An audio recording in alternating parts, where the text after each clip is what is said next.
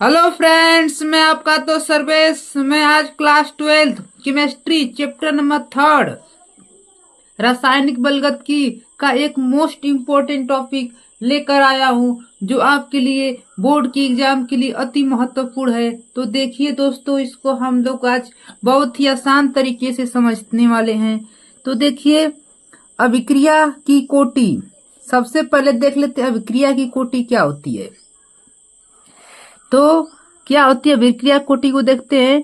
किसी रासायनिक अभिक्रिया के अभिकारकों की सांद्रता के घातों के योग को अभिक्रिया की कोटि कहते हैं।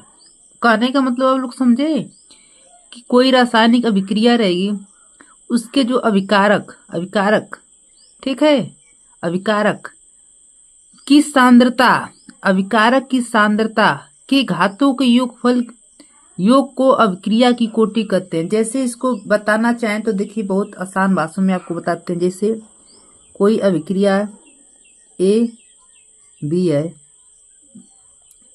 ये आपकी क्या है, अभिकारक है। अभिकारक से क्या आपका बनता है, उत्पाद। उत्पाद क्या, सी प्लस क्या बनता है, डी।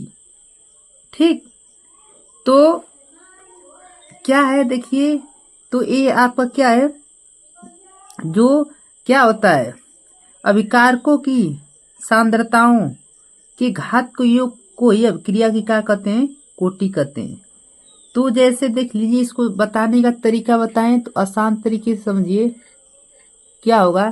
तो यहाँ पर आपका जो क्या हो जाएगा कि वेग या दर, जैसे वेग या दर कोई फार्मूला लिख देते हैं। वेग या दर, वेग दर। तो देखिए, जैसे कैसे कोई है अभिक्रिया, तो के, ठीक, इस पर क्या है, ए पर घात क्या है आपका, मान लीजिए क्या है, एक्स है, ठीक, और इस पर घात क्या आपका बी है, ठीक है, क्या है, बी है। तो क्या होगा, इस पर वाई है, ठीक है। अब देखो क्या करते हैं, इस यहाँ पर आपका जो होता है ना अणु, अणु यहाँ पर ई होता है, यहाँ पर मान लेते हैं एक्स अणु है, यहाँ पर कितने वाई है, ठीक है। तो उनको हम लोग किस रूप में, उनके जो अभिकारक है, यही ना आपका अभिकारक होता है, ये जो आपका है क्या है, अभिकारक है। तो अभिकारक के जो सांद्रता, उसकी घात को ही हम लोग क्या कहते हैं, अभिक्रिया की कोटि कहते हैं।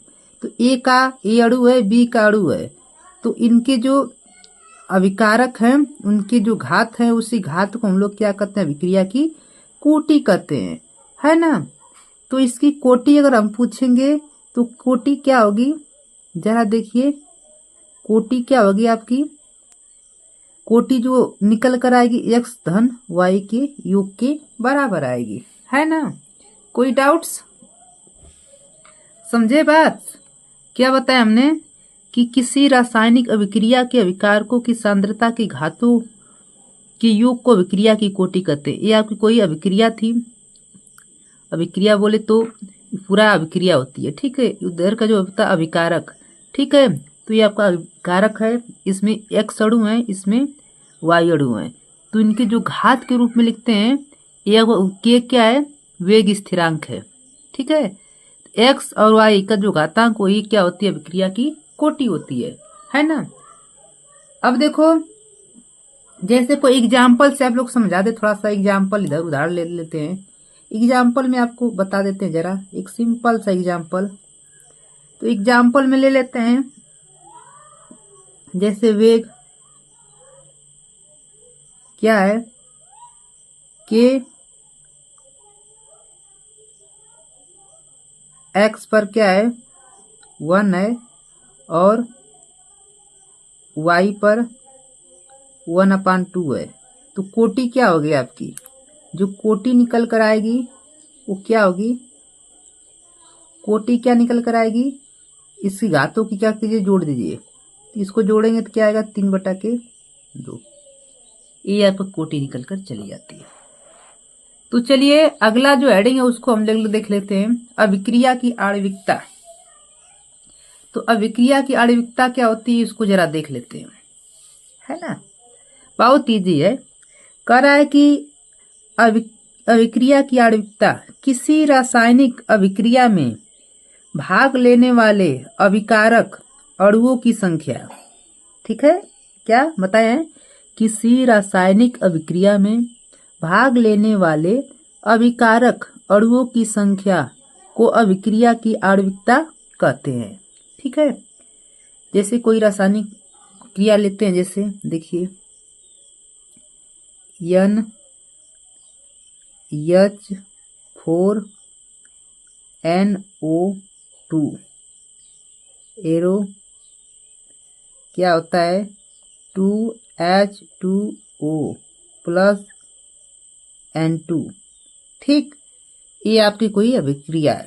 अब इसमें देखिए क्या है, जरा देख लीजिए, NH4NO2 का एक अणु है, क्या है, का एक अणु है, अतः यह एक आणविक है। कैसा अभिक्रिया है, एक आणविक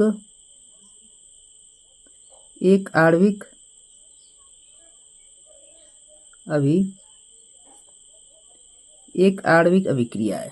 कैसे अभिक्रिया है, एक आणविक अभिक्रिया है। तो ये आपको डिफिनेशन अच्छे से याद रहना चाहिए। देखिए अगली जो हेडिंग है मोस्ट इंपोर्टेंट है, अभिक्रिया की कोटि तथा आणविकता में अंतर। ये देखिए आपके एग्जाम की दृष्टि से अति महत्वपूर्ण है दोस्तों। तो इसको हम आज लोग क्या करेंगे, बहुत ही आसान तरीके से क्या करते हैं, समझते हैं। दोनों में अंतर पूछा जाता है, बहुत ही फेमस है। तो देखते हैं अंतर को, जरा देख लेते हैं आसान तरीके से। अभिक्रिया की कोटि और आणविकता में अंतर। देखिए यह एक अभिक्रिया कोटि में यह एक प्रायोगिक मान है। कैसा मान है, प्रायोगिक मान है। लेकिन यह एक कैसा मान है, सैद्धांतिक मान है, ठीक है। पहला अंतर समझे, यह एक प्रायोगिक मान है, यह एक सैद्धांतिक मान है। यह उन अणुओं की संख्या जिनकी सांद्रता परिवर्तित होती है, ठीक है। यह उन अणुओं की संख्या है जिनकी सांद्रता क्या होती है, परिवर्तित होती है, ठीक है। यह अभिक्रिया अणुओं की कुल संख्या होती है, ठीक है। अगला क्या है, यह पूर्णांक, देखिए पूर्णांक भी होती है, आपको बताए हैं, भिन्नात्मक भिन्न में भी हो सकती है तथा ऋणात्मक भी हो सकती है। यह पूर्णांक भी हो सकती है, भिन्नात्मक तथा ऋणात्मक हो सकती है। यह केवल पूर्ण संख्या हो सकती है, यह सिर्फ क्या हो सकती है, कोई पूर्ण संख्या हो सकती है, ठीक। यह शून्य भी हो सकती है, जो अभिक्रिया कोटि है ये शून्य भी हो सकती है, यह कभी शून्य नहीं हो सकती, ठीक। आणविकता कभी शून्य नहीं हो सकती है, ठीक है। इससे अभिक्रिया के क्रियाविधि की जानकारी प्राप्त होती है। इससे अभिक्रिया की क्रियाविधि की जानकारी क्या होती है, प्राप्त होती है। इससे अभिक्रिया के क्रियाविधि से संबंधित कोई जानकारी नहीं मिलती है। इससे अभिक्रिया की क्रियाविधि से संबंधित कोई जानकारी नहीं मिलती है, ठीक है। तो ये आपका क्या है, अंतर है फ्रेंड्स। तो देखिए फ्रेंड्स, इसको आप लोग क्या करेंगे, बहुत ही आसान तरीके से मैंने आपको बताया, जो इसका अंतर है बहुत इम्पोर्टेंट है।